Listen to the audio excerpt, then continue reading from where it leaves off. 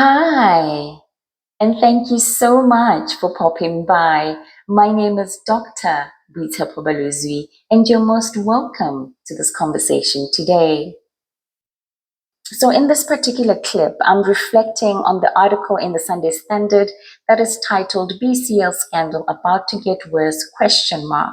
This is an article that is really speaking to the tensions and the irreconcilable differences that are seeming to be occurring between the Minister of Minerals and Energy, Bukholo Joy Kenawindo, and the CEO of the Mining Board, who is Matome Malema.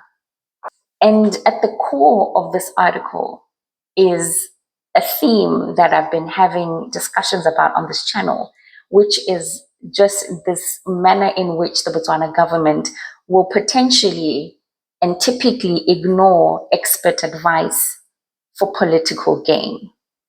That's what this story is saying beyond the practical elements about this negotiation of the 55 million debt that the government wants to convert into equity for PNR.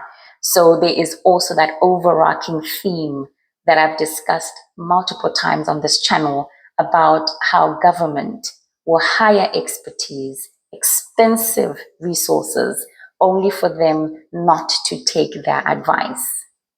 But the issue here is that the CEO believes that this is not the right environment, this is not the right context under which the 55 million US dollar debt that the Botswana government owes PNR should be negotiated.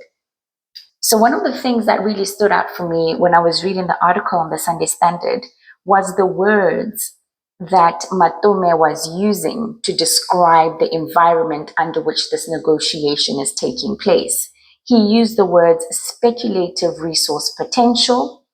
He also stated that the decision is being made on an overall resource base versus what is in the reserve, right?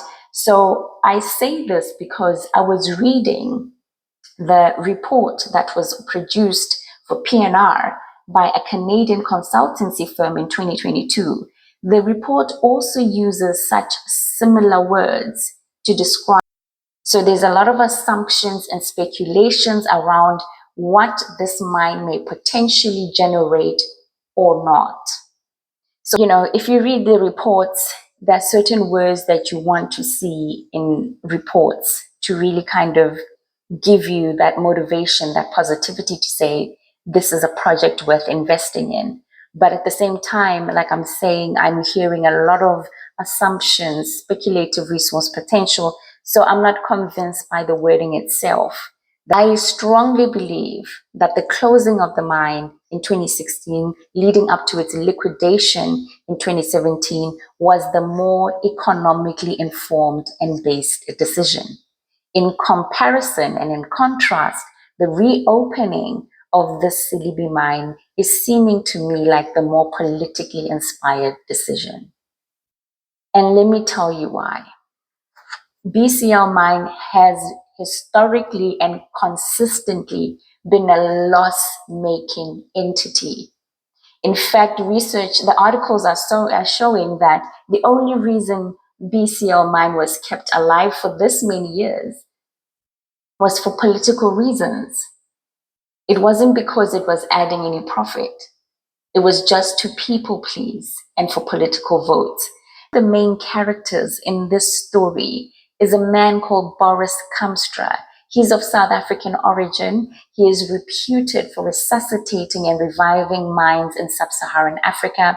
And he is the COO, the Chief Operations Officer of Premier Nickel Resources, PNR, and of course, Next Metals Botswana. The same company also has a project around the Francistown area, which is Selebi Mine, right? So this is why I'm okay. I believe that they have the absolute expertise to strategize around making sure that the mine is a viable entity. But whether the mine will be a long-term sustainable solution to unemployment on the national level, I don't think so. I do not foresee that this mine is going to be the cure to unemployment on a national level that the government is anticipating. And that is why I'm suggesting, that the government must invest in other economic activities that they have been discussing so much, that they have been spending so much money on,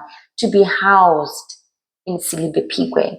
That all of these strategies to diversify the economy, all of these strategies to diversify the economy from diamonds should somehow be housed in Selebi Phikwe in order to stimulate the economy beyond the mine, in case the mine doesn't give the output that is anticipated. I can definitely see through this tension with the minister and the CEO that there's definitely a politically inspired decision or path that the government is taking versus the expertise from those who have been involved in this industry for this many years.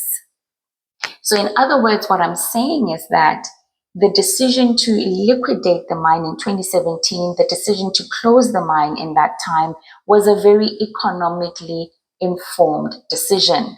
In contrast, the reason for opening the mine is seeming, according to data and articles, it is seeming like this is a decision that is more about pleasing the people rather than an economically viable decision.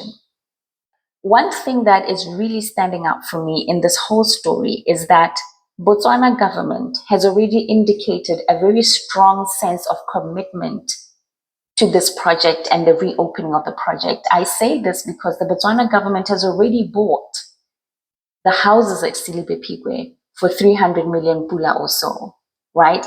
These houses have always been under discussion in parliament, and they take so long when they discuss these houses.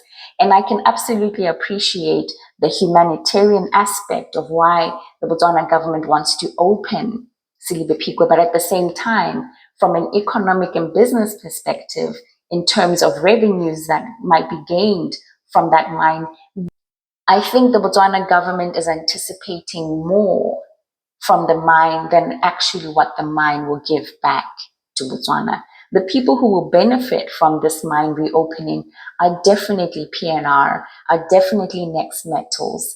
In fact, PNR Resources, Next Metals, they also have a project, Selker mine near Francistown. So I can see how, as explorers, as private entities, they will be able to facilitate both financial and human resources around those mines. But I don't believe the project is going to give back to Botswana what Botswana is anticipating. And I also feel like this is one of those projects where Botswana are going to be earning low pay rates and working long hours. Alrighty, my friend, I thank you so much for popping by. I hope you're having a lovely day where you are, but most importantly, I hope you're having a healthy day wherever you're watching me from. Bye.